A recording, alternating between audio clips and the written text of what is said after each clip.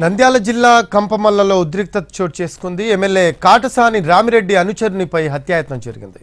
YCP నేత లోకేష్ రెడ్డిపై వేట కొడవలి కర్రలతో దాడి చేశారు దుండగులు. అడ్డు వచ్చిన లోకేష్ తండ్రి తమ్ముడిపై కూడా దాడికి పాల్పడ్డారు. ఘటనలో లోకేష్ రెడ్డి తీవ్రంగా గాయపడటంతో అతడి పరిస్థితి ప్రస్తుతం విషమంగా ఉంది. నంద్యాల ఆసుపత్రికి తరలించి చికిత్స అందిస్తున్నారు. అలాగే దాడిలో తండ్రి వెంకట్రామిరెడ్డి తమ్ముడు వెంకటేశ్వర రెడ్డి కూడా తీవ్ర గాయాలయ్యాయి.